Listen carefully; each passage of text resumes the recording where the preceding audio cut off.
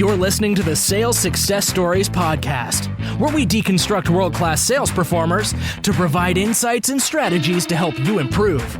To learn more, visit us at top1.fm. Here's your host, Scott Ingram. Today, I'm joined by another top 1%er. DeJuan Brown is an account executive at Bloomberg BNA. Welcome to the show, DeJuan. Thank you very much. I appreciate the opportunity to be here and look forward to our discussion. Yeah, looking forward to digging in. And for those that are new to the show, typically these episodes, they run pretty long. Our average is a little over an hour, but we try and front load the value on the front. So even if you're only able to hang around for the first 5 or 10 minutes here, I think you get a lot of value and hopefully find some reasons to want to stick around and hear some more of what DeJuan has to share. So as always, I've asked DeJuan to prepare kind of the top 3 things that have separated him and allowed him to get to the top. And we'll talk about, this isn't the first time he's been at the top, so look forward to digging into that. But DeJuan, I'll let you tackle your top 3 things however you like. Sure. Yeah, I think I'll start sort of with what's most anomalous, I believe, and that's sort of a wide to narrow thinking. So my thought process goes from wide to narrow, and that leads to me asking sort of the wide to narrow questions of my prospects and clients. And if we look at that sort of as an equation, X would be the information that I need to get in order for the meeting to be a success. And then from there, I think, what are some nonlinear ways that I can actually get to that information? So, as an example, as opposed to asking, what time do you want to eat lunch? I might ask you that question to get that information in a variety of other ways. So I might say, are you at your best when you have a full stomach after 1 or before 12, right? It's the goal is to get that information about time, but I want to do it in a way that doesn't lead to sort of the idea of the question that I'm trying to get to. So if that makes sense. The second, I think, would be never-ending quest for a better way. I don't think that in anything I've ever done or any activity I've ever undertaken, there's not been a better way to do it, a better way to kind of approach it. And so I'm always on a quest for finding that better way with regard to sales, with regard to relationship building, with regard to service. And that assumes really that I can't be the best in every area. And I think that lends itself to humility, which is a trait that I really covet. And then the third would be just belief, right? Some people would call that passion. Some people would say, it's sort of a mission statement, so to speak. But I kind of borrow from Simon Sinek with regard to start with why and his golden circle. I'm a big proponent of that. And I think that's one of the things that has helped me get to, the top ranks wherever I've been. Very cool. That was fast. And obviously the Simon Sinek stuff, there's some good YouTube videos out there. You can check that out. So I still want to go back and touch on each one. So the wide to narrow, I assume what you mean by that is you're asking some broader questions to begin with and understanding maybe the broader landscape and then really drilling in from there. Is that accurate? Yeah, that would be accurate. So the goal is that, okay, I need this piece of information. And I could go very linear and straightforward to a question that just gets to that from a yes or no, or even an open question to get to that information. But my goal is to think of the most, I dare say, the most creative ways to come about that information in a conversation so that it's not just the run-of-the-mill interview or conversation with, the prospect or the client, and it really keeps them engaged. And I think that that's a great way to do things, and it's something that not a lot of my competitors have done, and so it sets me apart. And what's the underlying goal? Is it to connect in a different way? Is it a more authentic conversation? Are you trying to get them off balance in some way and just flipping the script? What's driving that? Yeah, initially, I think when I began to do that, the driving factor was differentiation. In the industry that I'm in and the industry I've been in for, 14, 15 years, a lot is run of the mill. A lot is kind of standard. A lot is expectations meet reality, and there's no deviation between the two.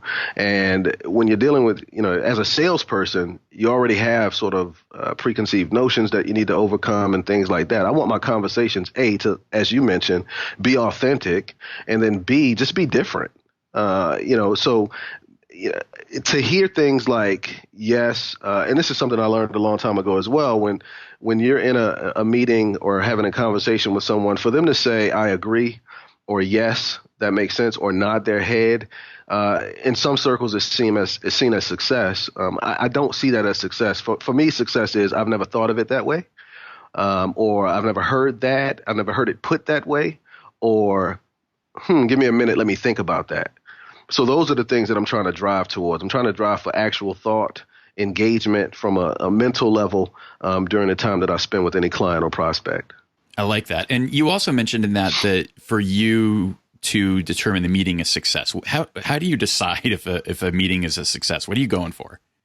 I'm going for teachable points, right? I want to be seen amongst those that I engage with as a source of information, new or different information. I want the meeting and the things that are said and done within the meeting to confirm that there's been something that's been learned from our time, so that there's value from that perspective.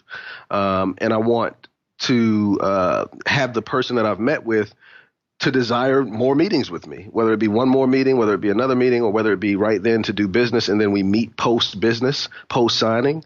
I want to be the type of person that you want to reach out to for information, and that has to be based on the fact that you felt like you got information from me on our first meeting. Nice.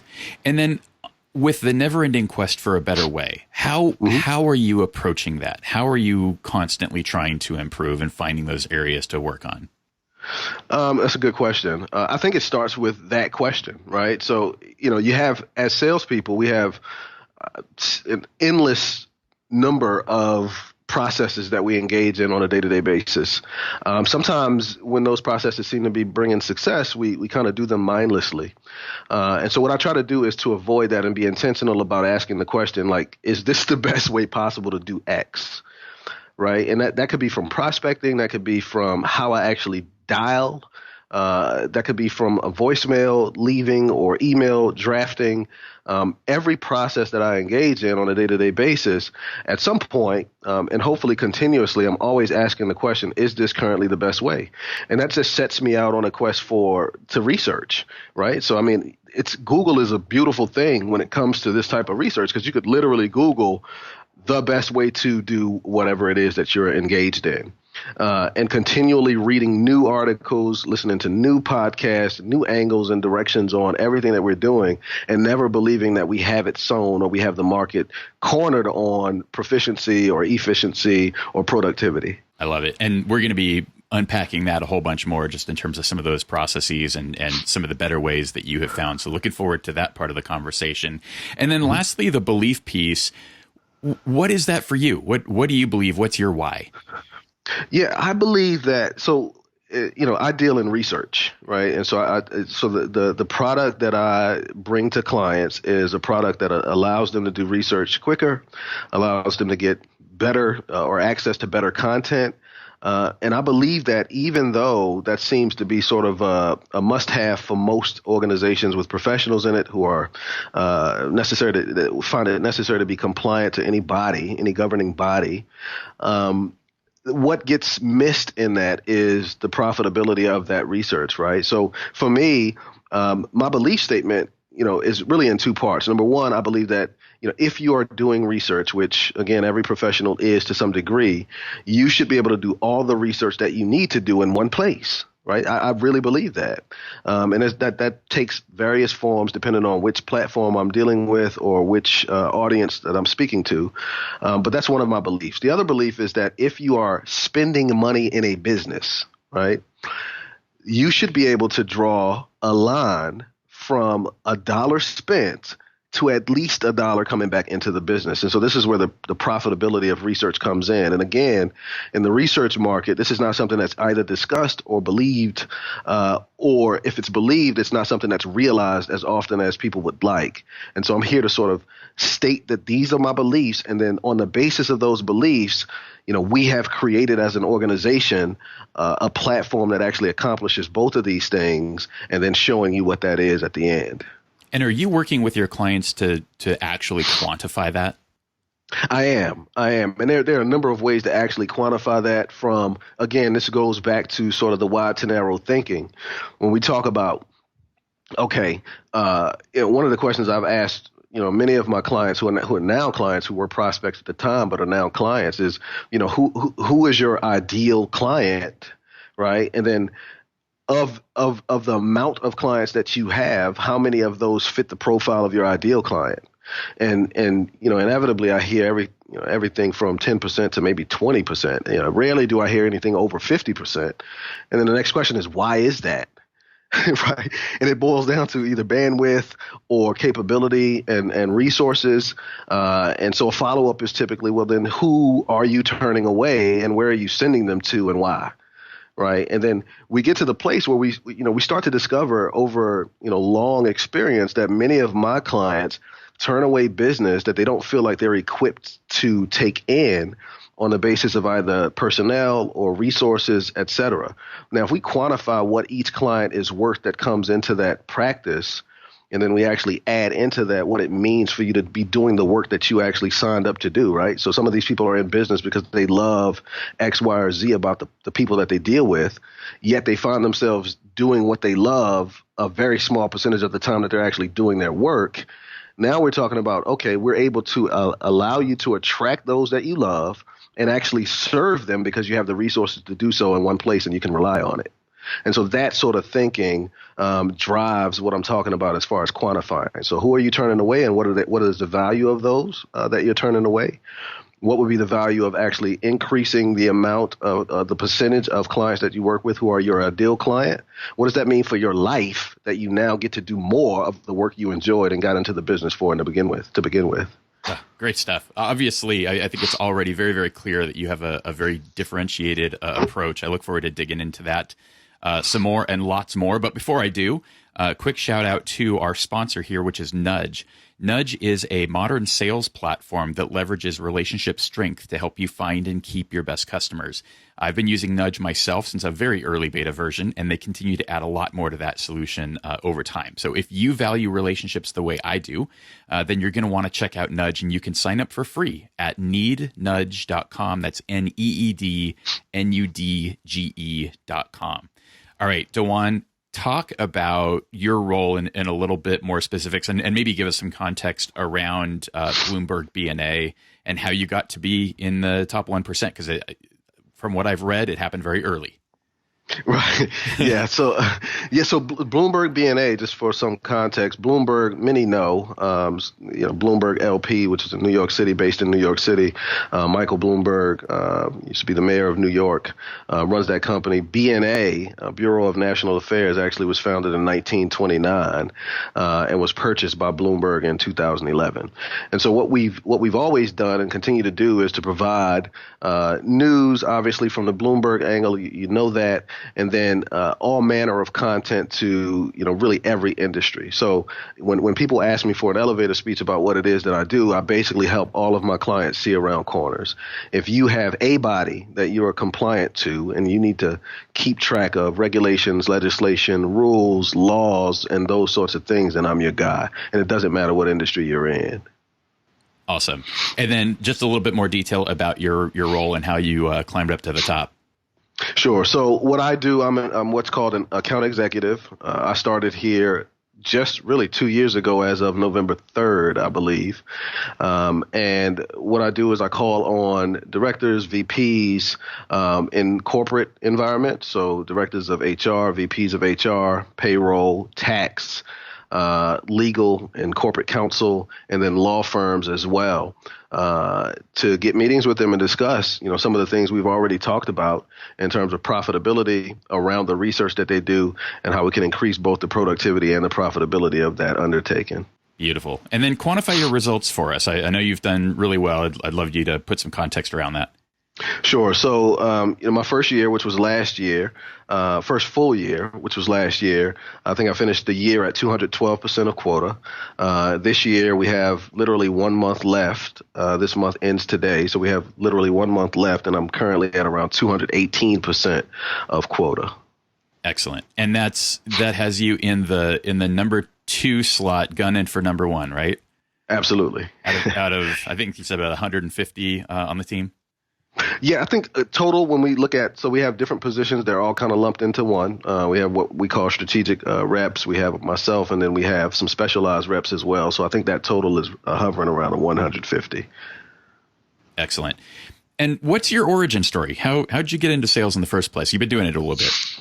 I have. And I think, if I were to say my origin within the sales industry would have to be when I waited tables for about 7 or 8 years prior to actually getting into what most people would see as actually sales. But it was there that I kind of understood the value of service and what that meant towards what that meant to people hearing you out. And giving you an opportunity to actually speak and to make suggestions about the way that they live their lives, right? So when you're waiting tables, for most during my time and in the restaurant that I was in, it was really about just, what do you need? What do you want? I'll go get it. I'll bring it to you. But for me, I found that, it was actually a direct tie between how well I served, how proactive I was at anticipating needs, how good I was at making suggestions. That actually tied to how much money I was able to make. And so that's kind of where I owned my skills of communication with people, kind of reading people, emotional intelligence, if you will, started there. And that led me to my first actual sales job, which was with Intuit, pretty widely known company as well. And that's kind of where everything started for me. Yeah, and talk us through your track record at Intuit, because you had simpler, pretty stellar results there. I'd love to know a little bit more about that. Sure. So when I first started with Intuit, it was basically at the request of a friend of mine who said, look, you need to be in real sales instead of, waiting tables, which, obviously he didn't understand what I thought I understood about the two. But I said, I'll try. He said, just get your foot in the door. And so I started selling. I got in. I was hired 16 hours a week, part-time, to sell basically forms and supplies. So envelopes, invoices, that sort of thing. And there I really excelled pretty quickly and was promoted twice within the first year in terms of the internal teams that they had established there. And just continue to move through. So at Intuit, I don't think I've ever ranked less than or lower than 2, second place, across 3, maybe 4 business units, different levels of responsibility, different client bases, different activities over the course of 12 and a half years. And knowing what you know now, is there anything that you would have done differently in terms of getting into sales, or where you got into sales, or just getting that career started? Well, I certainly think that I would have been more clear about what the hierarchy of, and this is in quotes, right, the hierarchy of sales, if you will, right, the career path of a sales rep. So I think I would have spent far less time than a decade or so in an inside sales role, just knowing what I know now. Yeah. So we're just working on getting into the field a little quicker. Right. Absolutely. Yeah. Awesome. And that's a pretty good history. Lots of really, really consistent results. Is there a particular story that you're most proud of through that time, whether that's Intuit or Bloomberg BNA? I am. I thank you for that question. I think it's a good one because for me, consistency is a big deal for me. And so over the course of nearly 15 years, 2 companies, several business units, I think probably I can count on one hand how many months I missed. Right. And when I say months, I mean by quota. Right. So I have this monthly quota over the course of 15 years. And on one hand, I can count how many times I've missed that quota. And even right now in the current role that I'm in, since my very first month in the field, which was November of 2014, I haven't missed a month. And that's really important to me because it kind of shows for me personally that the things that I value and the things that I say are important in terms of service and really over serving my community. They pay off. And so that's really, really something that I'm proud of. Awesome. What about the flip side? When has it been the hardest? I think, so my biggest challenge and what's been the hardest for me is actually continual. And that is, convincing the principals of any organization or business that, what I'm here to do is actually serve you. right? And so that's a hard pill to swallow, and it's not something that's really, really easy to convey and convince someone of. It takes a lot of consistency. It takes usually a longer time than just, I want to sell you what you need. But that's, for me, the biggest challenge, because, numbers and quotas and goals, at the risk of sounding, somewhat, I guess, cocky, those haven't been issues or challenges for me. How to do the work has not been a challenge for me. What has been a challenge for me is to really convince those that I work with and work for that my primary goal is to serve. And how do you take that on? What's the process that helps you help them understand that you really are out for them?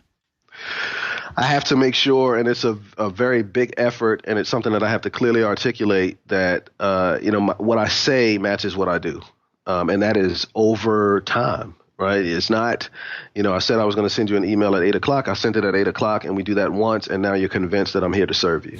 It's really just over and over and over, feeling, thinking through, how can I actually bring value here with no strings attached? And how many times can I do that over the course of 6 months? How many times can I do that over the course of a year? How about when people don't buy from you? How then is my service? And so those are the things that, I find actually make an impact. Again, from an organizational perspective, the people that hired me and gave me an opportunity to do this lovely work, and the people that I actually work for, being my clients, my prospects, those that are in my community, in my district and territory. What does it look like when a sale is over?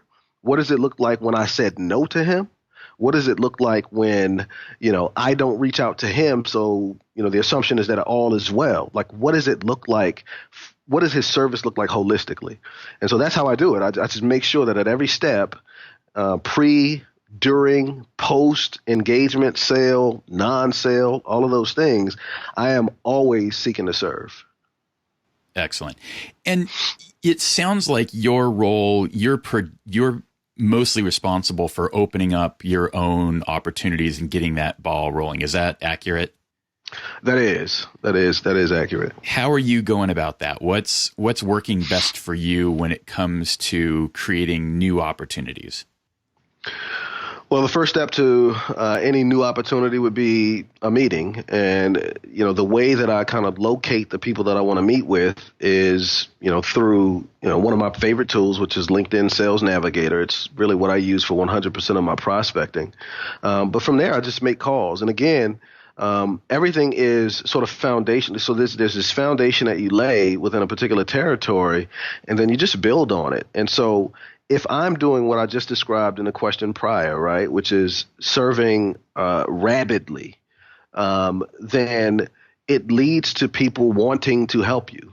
And so over the first year and some change of working here, my goal was to just overserve my community, overserve this district that I worked in, such that even if I just called, to say, hey, hey, Scott, we met, we weren't able to do business. That's great. Hopefully, you can introduce me to such and such who I see you're connected with on LinkedIn. And these are things that people want to do for you. So the first hand is me doing my own prospecting, and the second hand is really trying to grow relationships within the territory in such a way that it begins to feed my pipeline as well. So those are the two things that I do, and I think I do fairly well. And I think that works really well the longer you're in that territory, right? The stronger those relationships are, the more those opportunities are creeping up. How do you take it on in the very beginning when you don't have any of that? Sure. So in the very beginning, it's just, again, the differentiation of a service first mentality makes the walk from I don't know you at all to I absolutely want to help you a much shorter walk. So you start by doing that excessively. The second thing is, again, LinkedIn Sales Navigator is what I would, commend to any salesperson out there who has specific people that they're trying to reach, because it actually puts you in contact with, anyone you want to be in contact with.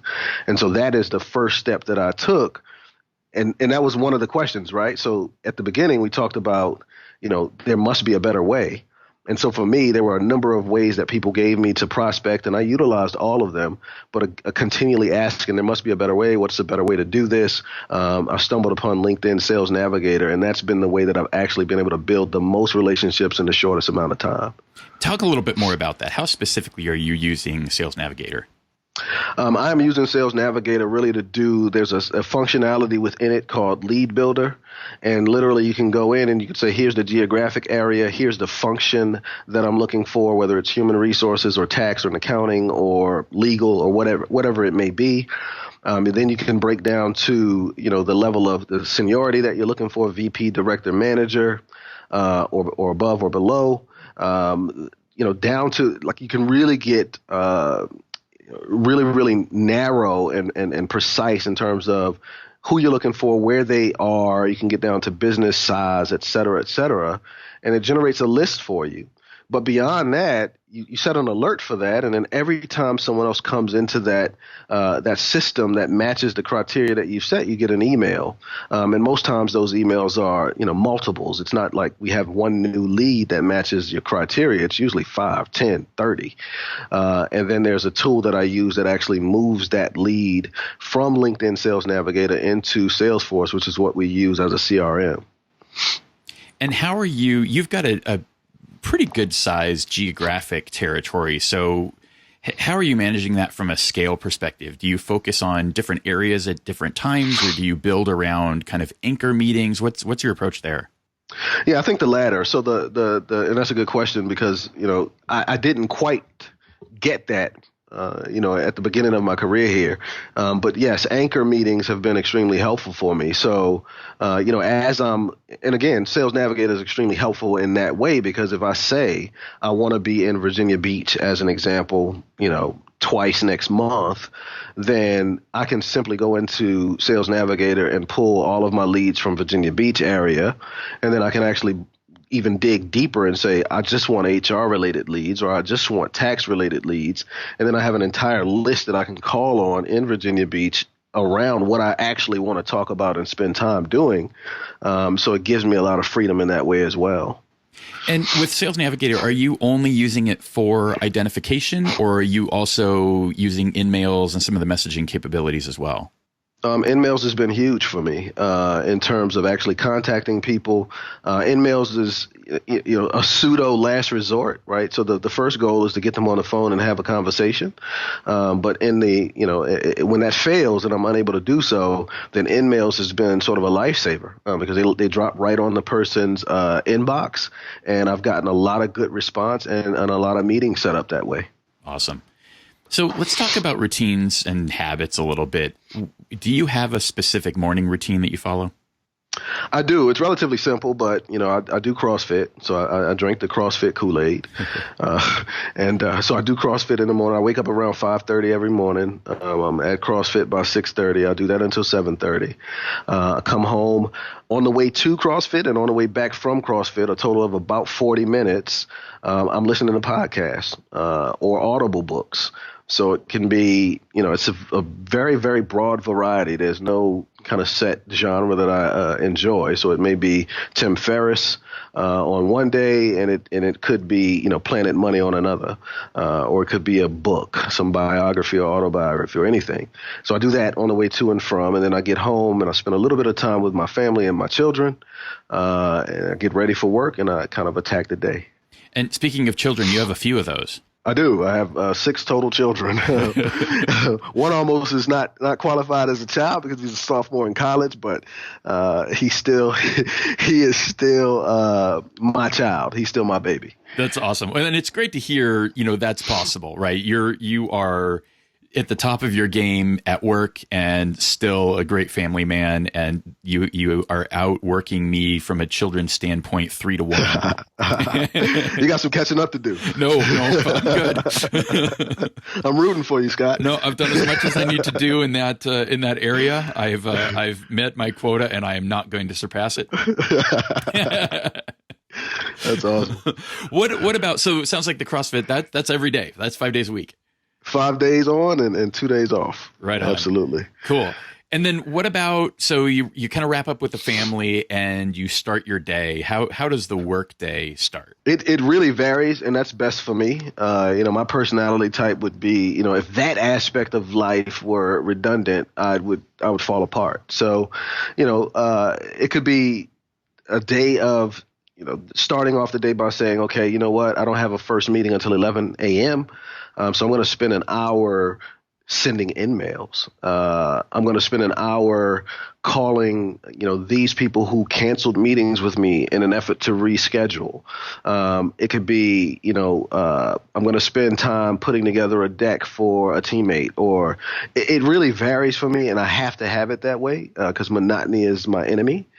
So that really is not something that I could codify in a consistent way. How do you take that on? Do you just kind of take it as it comes and you look at, okay, well, I've got this open today. How are you thinking about that? Is it a daily approach? Is it a weekly approach? What does that look like? Gotcha. Yeah, it's a daily approach for me. What I won't allow, so this is what would be, I think, consistent, is for email or voicemails that have been left for me or sent to me to dictate how I start the day. Right. So at the beginning of the day, after I've worked out and I've come home and I've done those things, at that point, I'm thinking, OK, what does my day look like from a meeting perspective? And then, is there any prep that I need to do for those meetings? And then beyond that, it's always in an effort to get more meetings, obviously, so that, the goal is the same every day. How I approach that is what's going to differ. Got it. And are there other habits or daily things that you do no matter what? Well, besides CrossFit, definitely checking LinkedIn, reading on what those people that I'm connected with care about, and what they've posted, what they've responded to and commented on, and then seeing even that same content or information from those that I hope to reach out to at some point. So one of the important things for me is just knowing what the people that I care about in the community or in my territory, what they care about, so that I can craft and make sure that I drive content that matters to them. So I think that's something important from a sales perspective. Many of us have Twitter, many of us have Facebook, many of us have LinkedIn.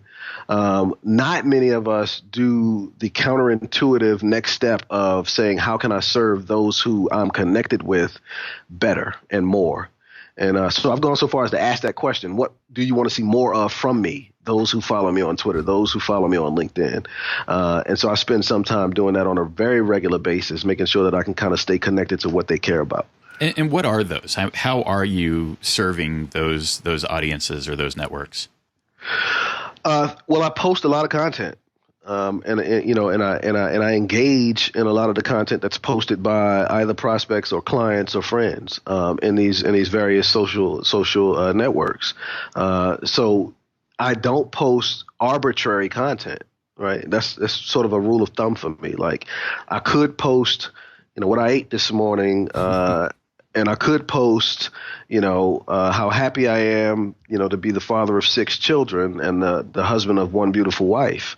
But I don't know that adds value to the people who have followed me. And there's a reason that they followed me. And my goal is to understand that reason and then post content that supports it and furthers it and brings value, again, with no strings attached. Yeah. And how are you finding that content? Or maybe an extended question is, what does that overall information diet look like? We already talked about the morning, and you're listening to podcasts, you're listening to audiobooks.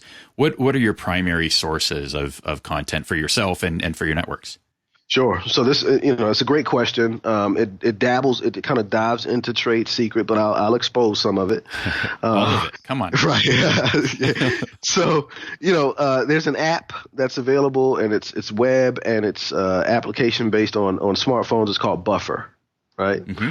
And so what Buffer does is bufferapp.com. What Buffer does is it allows you to take content from wherever you're consuming it from, and then put it into a queue to be delivered to your various social networks at specific times of a day during the course of a week at your discretion. So that's number one. So, kind of jumping the gun a little bit if we're going to talk about tools a bit. But Buffer app is huge because it means that I don't have to sit in front of the computer and post to LinkedIn and Twitter all day. Yet those who follow me still continue to get value from me from, periodic postings throughout the course of every day. Now, how do I feed that buffer so that I have a substantial amount of content that's going out on cue? Well, that comes from, apps like Flipboard, and the news app. Actually, if you're an iPhone user, the iOS, the news app has been enhanced to a great degree so that you can actually go by subject and content area and have it aggregate the news and the articles and the content right there on your phone. You can just look at these things and read through these articles and get that information out, right? So there's a variety of different news apps and content apps that can all be integrated with Buffer right on your iPhone, right, or right on the computer. There are plugins to Chrome that you can use to, say, buffer some article that you're reading and say, hey, I want to share this out later. Nice. So that's kind of the first half, right? Then the second half is, there's another app called Blinkist. And Blinkist is phenomenal for those road warriors like myself, or those who are just really, really busy otherwise, that want to consume good content. What Blinkist does is it actually takes the most cogent points from every chapter of a given nonfiction book and breaks them down into what they call blinks. So the goal is not to avoid reading books in whole. The goal is to understand which books will bring most value to you should you read it in whole. So, there are 2,450 books on the best way to respond to email, as an example. You don't have to read every one from cover to cover, but there are some that you might want to. So what Blinkist allows you to do is in 15 minutes really get a clear understanding of the most important and most potent parts of that book so that you can make a determination as to whether it's valuable enough for you to read in whole. That's really interesting. And that's a new one for me. So it's Blinkist? Right. Blinkist, Blinkist. Awesome. Well, we'll definitely have that in the show notes on top1.fm on your episode. That'll be great. What about other tools? So we've talked about Sales Nav, we talked about Buffer and Blinkist and Flipboard. I don't use that one. Did I get that right? Yeah, I think it's Flipboard. I want to make sure, but Flipboard certainly, if that is indeed the name, I can check really quickly. Yes, Flipboard. It's an app that's very similar to the news app, but again, it allows you to say, these are the areas of content that I care most about, and then it aggregates that for you sort of as a curator, and then you can utilize that to read articles on the basis of what you care about and then actually disseminate those through Buffer. Yeah, and DeJuan, I'm going to back off my question just for a second and follow up with, I think one of the traps of all of the social and information is it can be really consuming. Do you have a way of kind of limiting yourself? I assume Buffer is kind of part of that, but how do you keep this from consuming your life and keep you from being at the top of your game? Sure. So Buffer is a huge one, but we all have downtime where we would, if I'm honest, when I look around at my friends and family and those that I'm close with, during these down periods, we're typically browsing Facebook, or maybe we are going through Twitter or Instagram, but we do have our phone and we're looking at it. So what I do is I make sort of a concerted effort and an intentional choice that, if I'm at a doctor's office waiting to go back for my appointment, as an example, I can take that time to actually go through Flipboard, put 5, 6, 10 things into my Buffer so that they go out, and then I'm done. Right. So Buffer is the key to making sure that I'm not consumed with social media, because I don't have to be in front of my computer. I can do it there are times when you're in a traffic jam and it's standstill traffic. I can load up 5 to 10 things in my Buffer right then and there, and it takes all of 15 minutes, right? Because these are short articles. I'm not posting treatises. So short articles to read and see, man, this is a really valuable article. I think my audience would like this. Throw it into my Buffer. So that app is how I maintain sanity in this world and make sure that I'm not consumed. Very cool. So what other apps? I cut that question off. Let's go back there. Sure. So, I mean, aside from those, Blinkist, and then, whatever standard podcast app you use, I think podcasts are extremely valuable. And I do enjoy the podcast. So that would be an app. The news app, LinkedIn Sales Navigator, LinkedIn itself. Those would be really the key things that are sort of go-tos that I can't live without in this work that I do. Awesome. And DeJuan, what other podcasts are you listening to? I know you listen to our friend Donald Kelly on the Sales Evangelist. He actually introduced us, so shout out to Donald. Anything else in the sales realm beyond what you've already mentioned? Yeah, so I do listen, obviously, to the Sales Evangelist. I actually listened to my first few episodes of something called Philosophize This, which is just a podcast that's around philosophy and different schools of philosophy and thought. Planet Money. Tim Ferriss is a great podcast to listen to because some of the questions that we're engaging here as far as habits and tips and tricks and tools, he's asking of the outstanding people in all areas of life, right? Whether it's a chess master or a Navy SEAL. And so that's kind of him deconstructing excellence, and it's a phenomenal podcast as well. I don't do a lot with regard to sales specific or sales centric podcasts because one of my goals is to be as broadly read and listened as possible, because the conversations that I have with people that I'm engaging with aren't, if I'm going to differentiate myself, going to be all sales related. And so I really just want to hear how people think, how people formulate their opinions and ideas, and what people's perspectives are holistically and across a large variety of subject matters. Very cool. And from a book standpoint, so obviously you're using Blinkist to surface kind of the cream of the crop and what you do want to read. What's been most impactful maybe in the last year or two for you in terms of your reading or obviously listening on Audible? Nothing has impacted me, I don't think, more than Start With Why by Simon Sinek.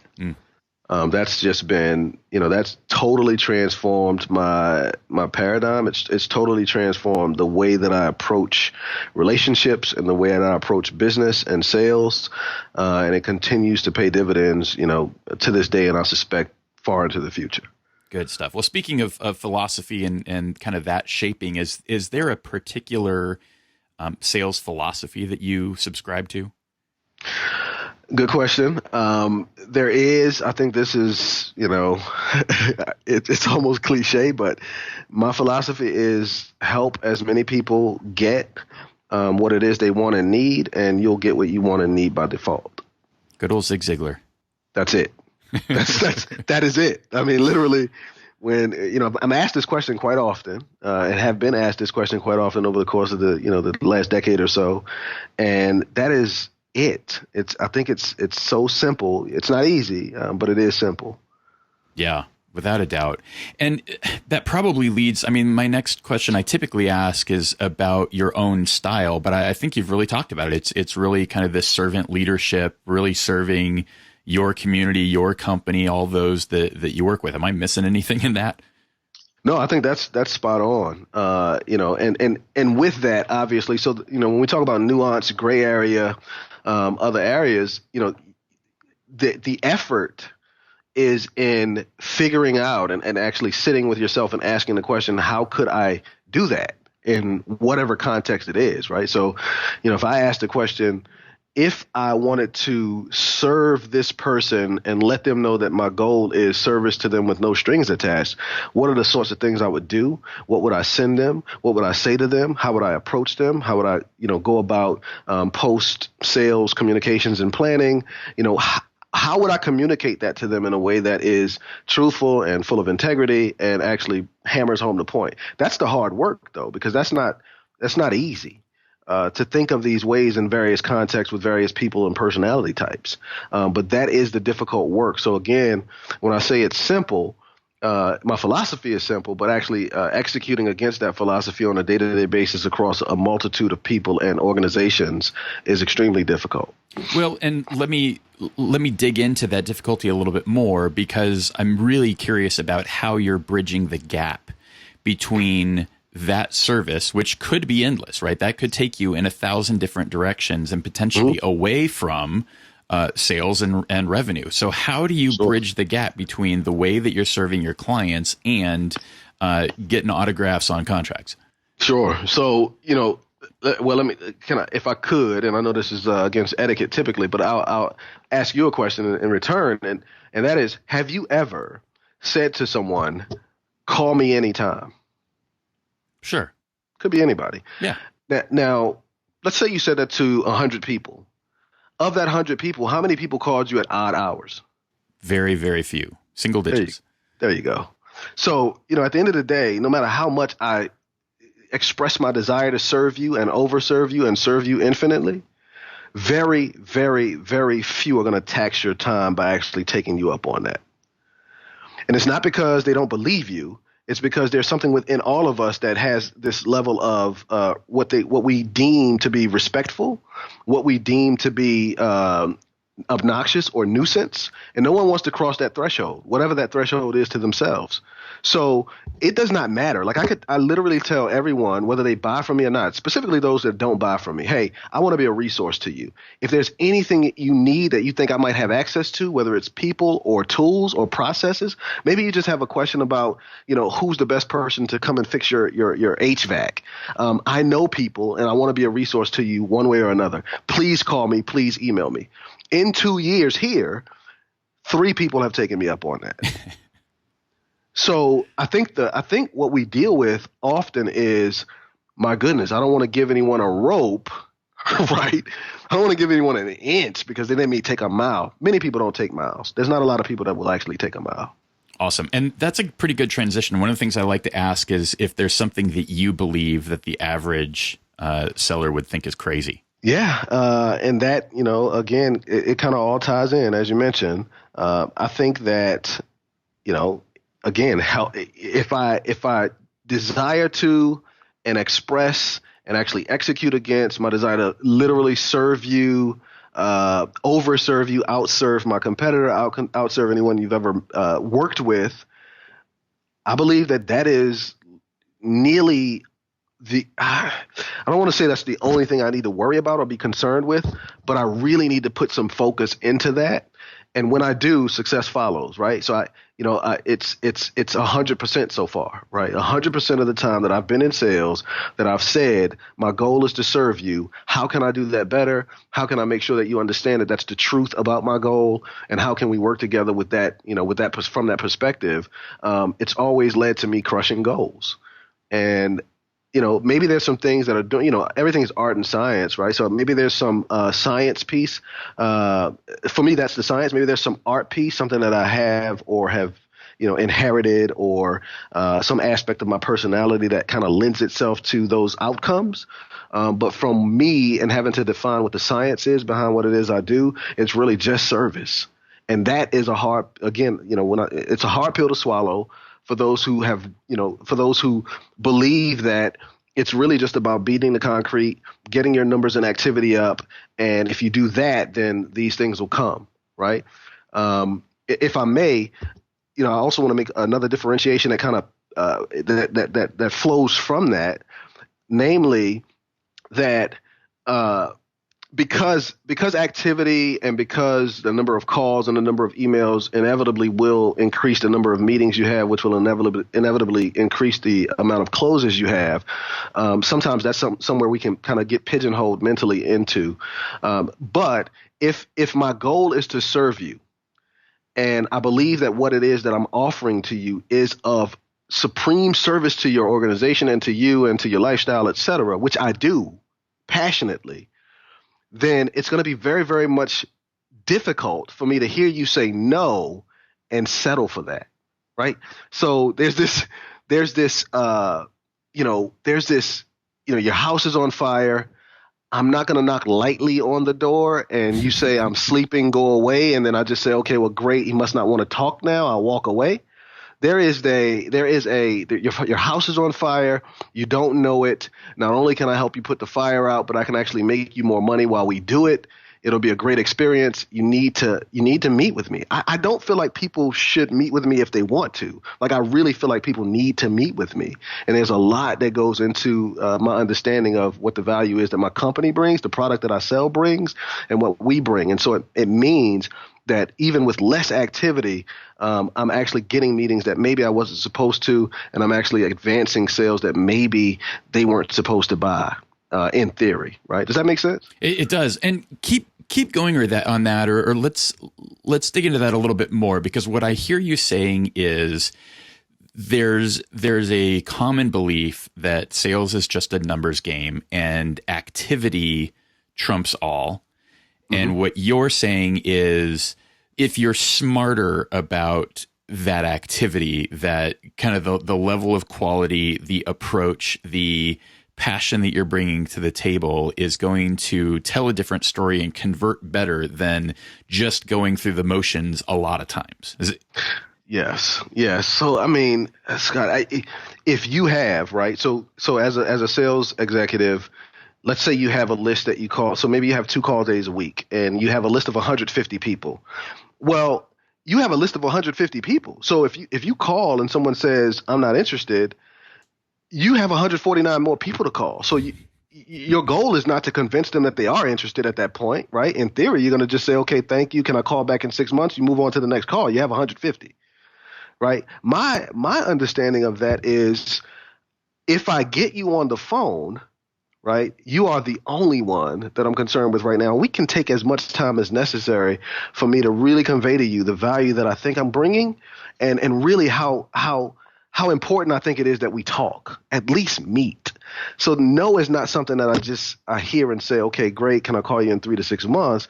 Like, no means, okay, obviously I haven't been clear about what my priorities and goals are, right? My priority and goal is you and your business and the improvement of it. Certainly there's not a blanket disinterest in those things, right? Because you run a business. So that I really believe that. Like, I really believe that if I'm calling you, it's because I believe that I can help you. And maybe you don't know it or understand it, but we have to meet at least for 5 minutes, right? 10 minutes. I think that's a differentiator, and it definitely differentiates activity. You'll land on gold. You'll get a diamond in the rough here and there. And it changes the whole thought process into, every time I get on the phone with a prospect, I'm putting the value that I bring forward, and I'm letting you know that I'm definitely passionate about helping you. And I think I can do it, and we just need to meet. And if at the end of that meeting you decide that what you thought initially was your disinterest is accurate, then I'll leave. No problem. But we have to have the meeting. Yeah. So the difference between hoping to find a diamond, whereas you're just going to squeeze the damn coal until there's a diamond. There you go. You have to do that. You have to believe you have a diamond somewhere in the making to begin with, like, as opposed to stumbling on one. Yeah, absolutely. What else? What are the other 99% of the reps in your organization believe that you think is just nuts, that's keeping them from competing with you at the top? Yeah, that, some of the same things that we're talking about, that activity is 100% it, right? So if you make 300 calls in a week, you're going to hit your goal, right? I don't think that that's not true. But I think it's crazy, because who really wants to? I don't really want to make 300 calls in a week. I'll make a lot of calls. Don't get me wrong. I'm an activity animal as well, but again, the belief and the understanding that that is what it's going to take, and that's all it is, I think stymies growth and development in other areas, like good questioning and good conversation and service orientation and true concern for your prospect. Now, don't get me wrong, like the organization I work in, there are a lot of phenomenal and stellar salespeople. Like, I mean, literally, it's very difficult from month to month to know who's going to come out on top anywhere in the country. Like, it's that type of environment.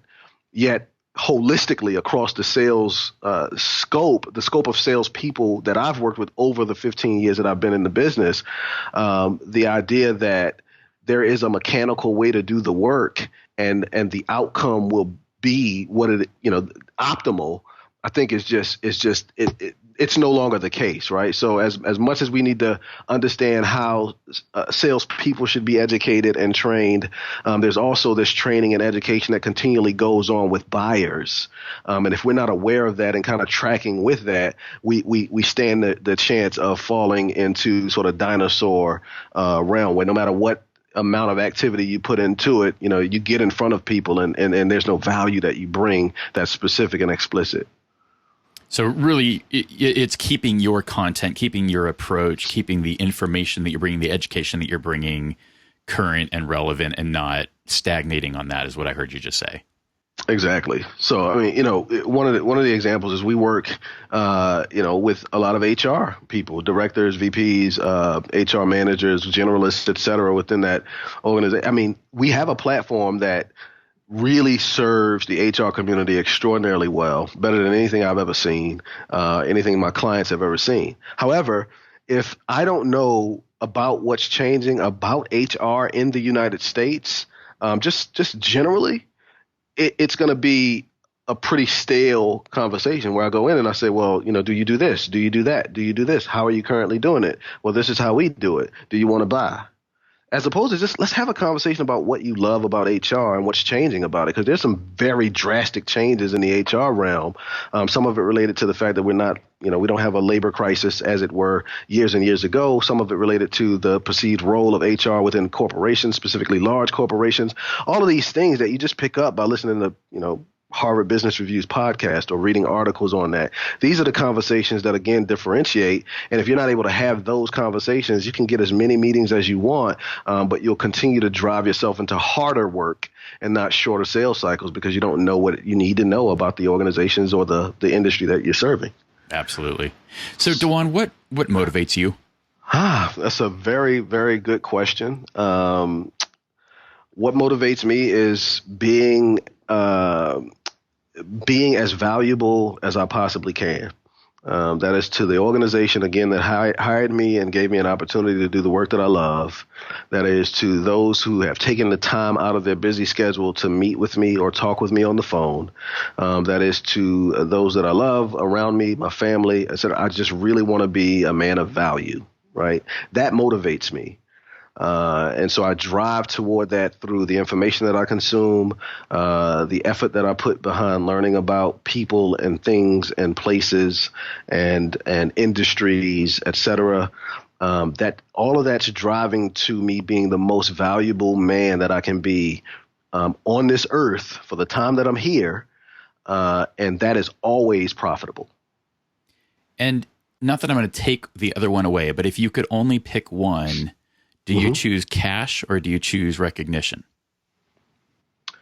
That's a phenomenal question and very difficult. If you could take one away, do I choose cash or do I choose recognition?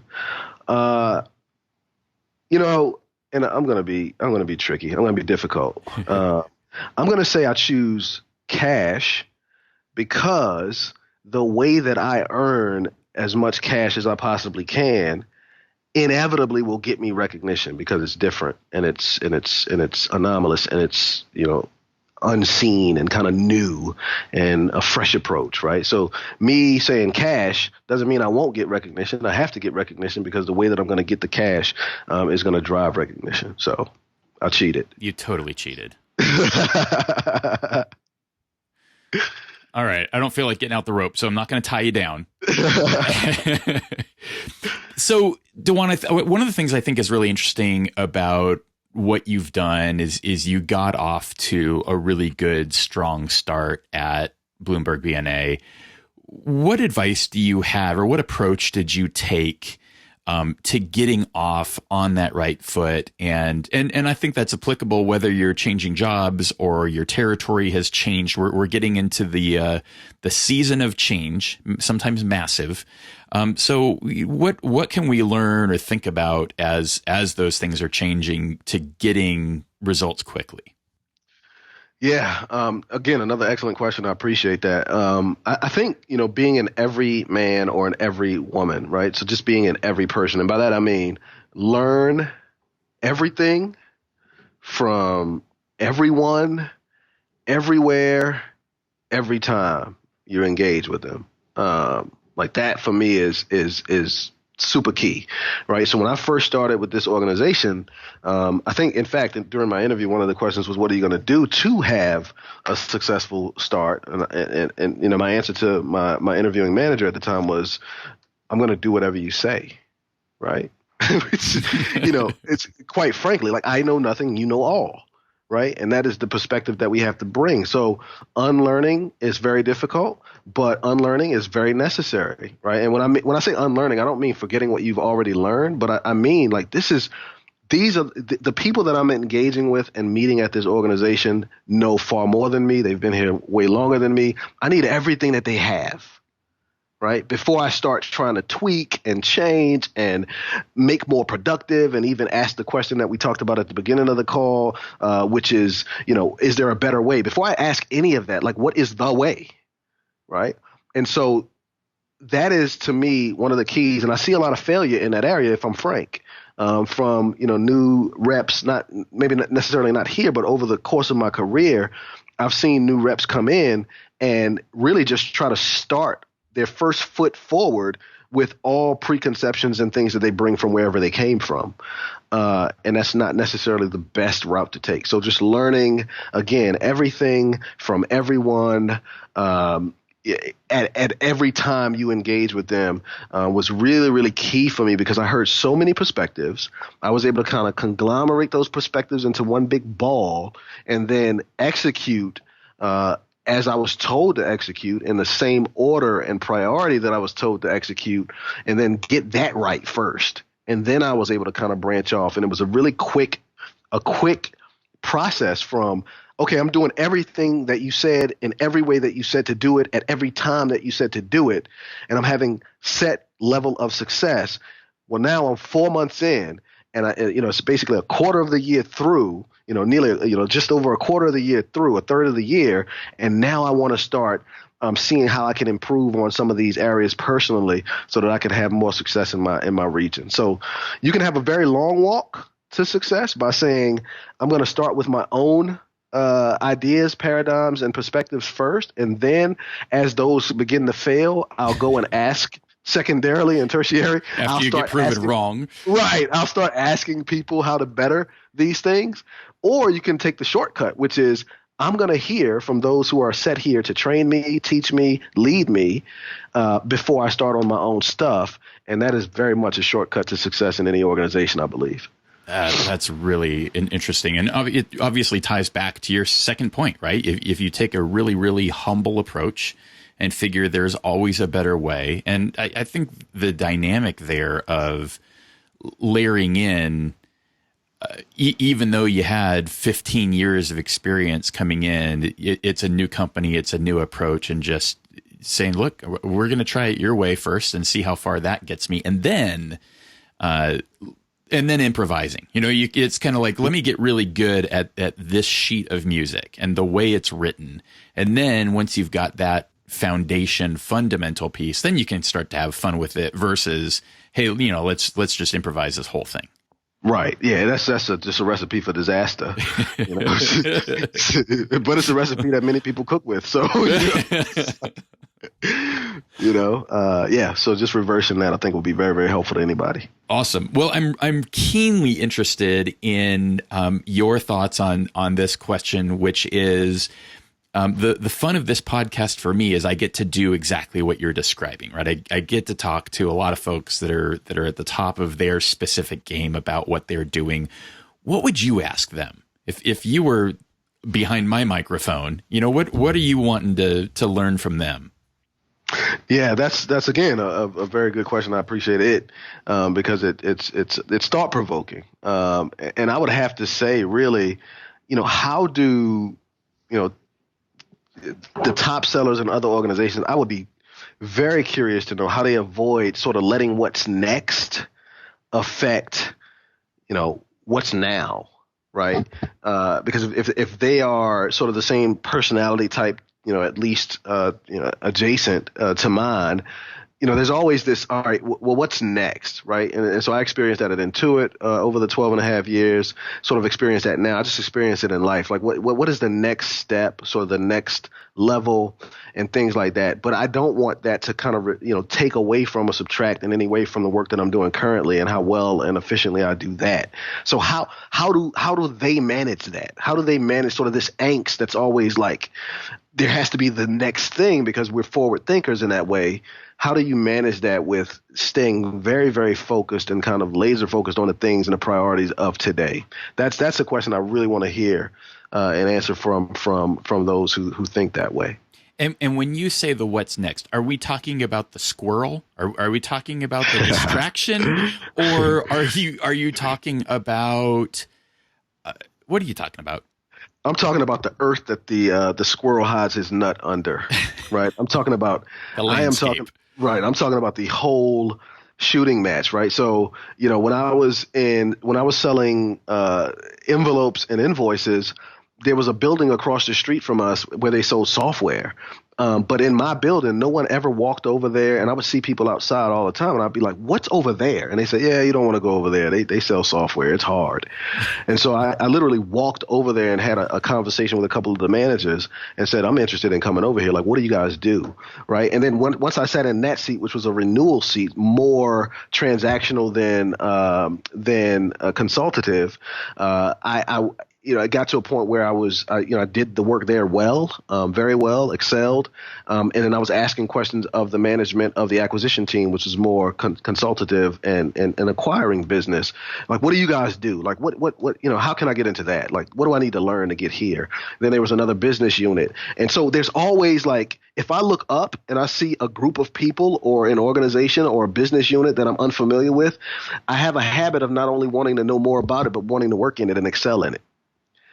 I have to temper that, right? And so how do people who think similarly temper that drive to conquer something new with the fact that, hey, you're here where you are right now, you're having a lot of success. There's ways to improve here and do better here before you think about sort of the next world to conquer. And so that's a very, very thin line that I walk regularly. I think it keeps me driving forward, but at the same time, it could be a bit distracting. And so I'm interested to hear how others deal with that if they do at all. Yeah. And how are you managing it? I mean, is it a pep talk and forcing yourself to focus? Or, it sounds like at some level that awareness has also created opportunity for you and has been the right thing at certain times. Sure. Yeah. And I would never say that it's served me, negatively.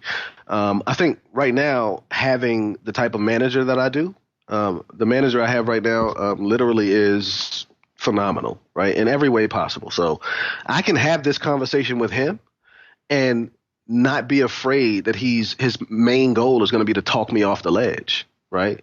He listens well and he talks me through these things when they come up, and I'm good for another several months, right? So just, having a sounding board, someone that I could speak to, my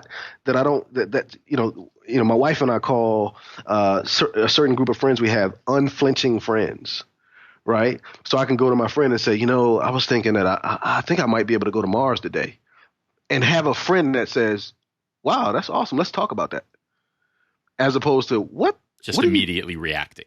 Right. Immediately reacting. So my boss is an unflinching manager. Nice. And so I'm able to have that conversation and move forward from it without any fear of being pigeonholed into that's being, this is the type of guy he is. He's going to end up leaving. Like, that's not the goal at all. It's just really saying, what is next? Can we talk through that? What does that look like? How do I actually, work well enough here to get myself in a position? Or maybe that's not the position I want, and you can talk through me and educate me in that way as well. And I'm glad you brought up your manager. How significant of a role do you think that your direct manager has in your success now, in the past? Let's speak a little bit more broadly, so we're not putting any one individual on the hot seat. Sure.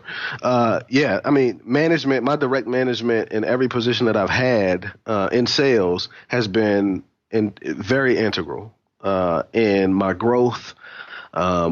Validating sort of the directions that I think I should go as an individual, and encouraging me to say more about it and think through it more. Right. I can recall a particular manager where I said, listen, we're doing this way. I was wondering if there's any way I can help. Actually, let me back up. What I actually said was, I think this process sucks. Right. And what he said to me was, okay, well, let's talk about how we might be able to frame that positively and then put you in a position where you can help with it. That was phenomenal. That was life-changing right there, because at that point I learned that complaint frames you as a detractor unless you frame it in a way that you can actually ask the question positively, and then you can put yourself in a position to contribute to the solution. So I learned that right there. And one of the things I said was, I think that we can do this a little bit differently. I'd love to be a part of a team that's put together to help kind of, pilot that. You know what he said? He said, there is a process called Process Excellence, Six Sigma.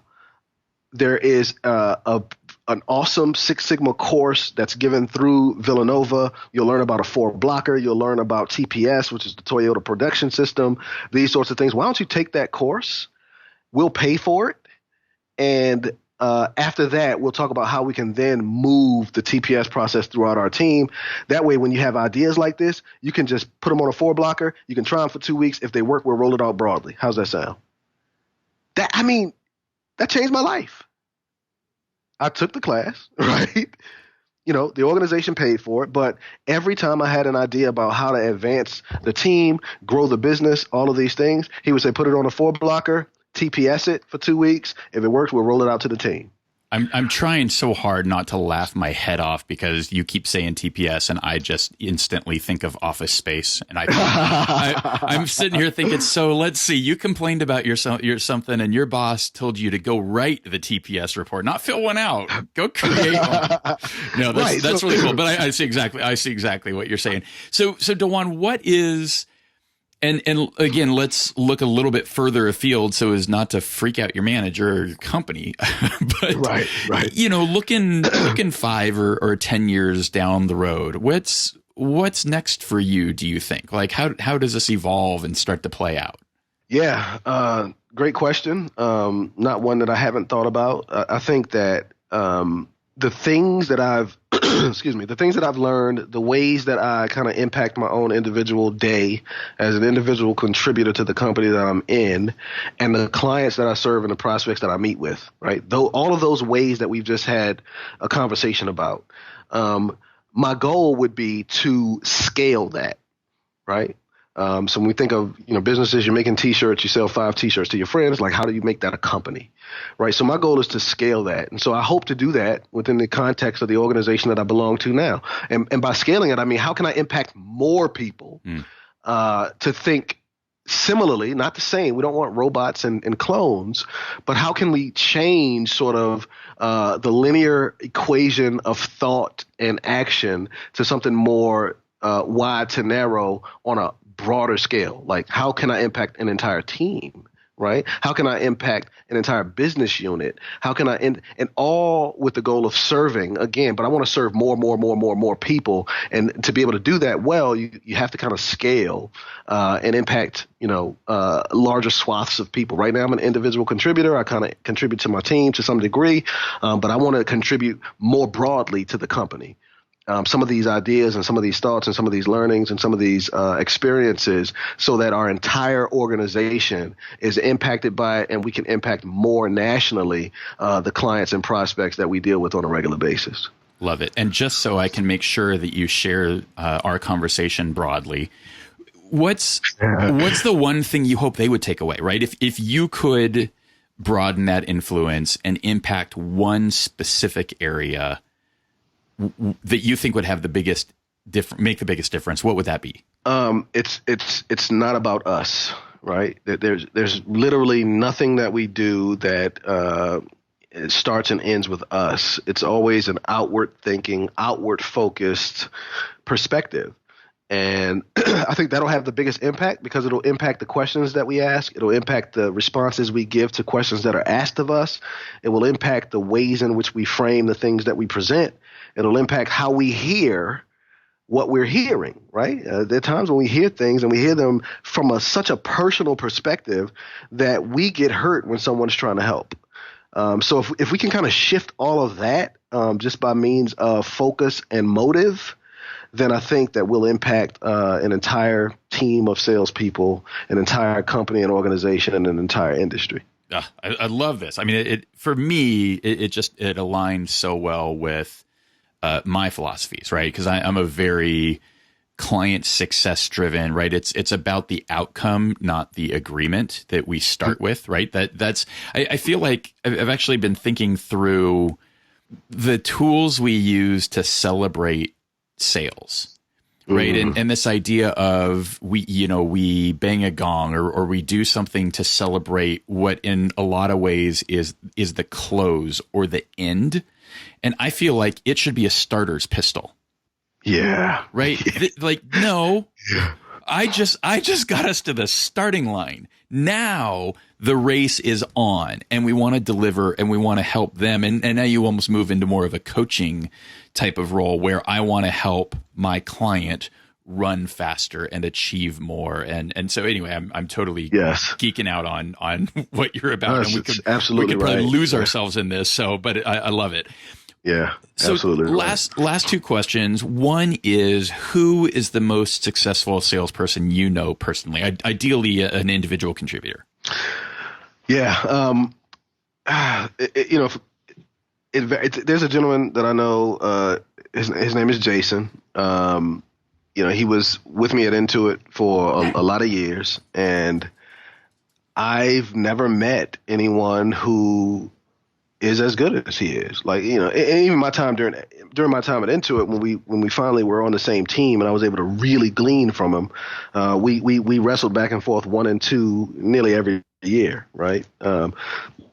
However, there is something about his approach, his concern for people, his getting to life questions with clients and prospects about how can we improve your actual life outside of the office. These sorts of things where there was a concern that drove him to an empathy, that drove him to a rabid service and success model. He's literally the best, and I've said it for years. When anyone asks me who is I've heard this question, is there another DeJuan anywhere? I won't say we're vastly different, in the way that we sell and the way that we approach and all of those things. But he is nearly the only person that I could say I've always been super impressed with him, and that I know personally. That I've always been super impressed with him. His capabilities and skill level are unparalleled, and his ability to ask the questions that no one thought was coming, yet drive toward a goal of serving you is the best I've ever seen. Very cool. All right, so this is the last and probably the very hardest question, right? If we were to really boil this all down, and I think there's some very, very strong, important themes that you've brought to bear, but if we would turn that into something actionable, and create sort of a challenge around this, what would you have the person listening to this do right now to take what you've shared and put it in place and benefit from it? Great question. So I think this is a product or service agnostic, right? So my answer would be think about what it is that you are, because I'm assuming that majority of people that's listening to this is in the sales, in sales. So what is it that you deliver? What is it that you bring to the table, service or product?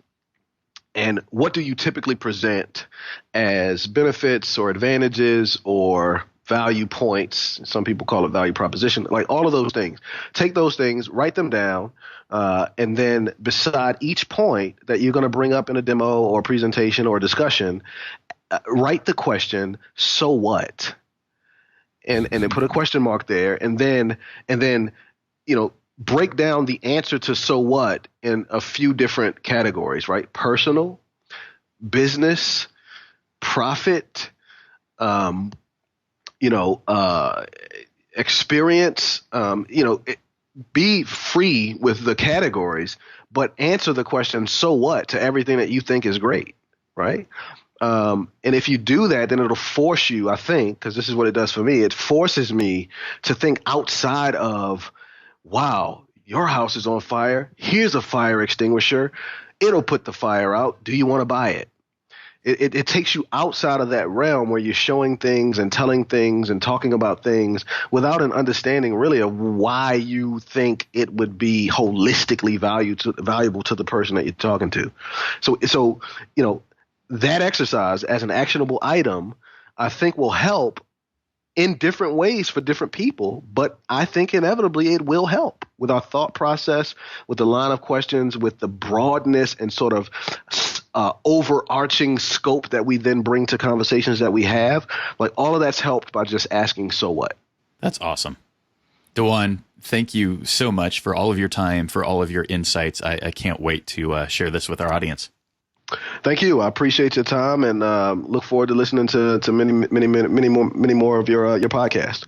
Beautiful. All right. Rock and roll, dude. Thank you. You have a great one. Awesome. Thanks, DeJuan.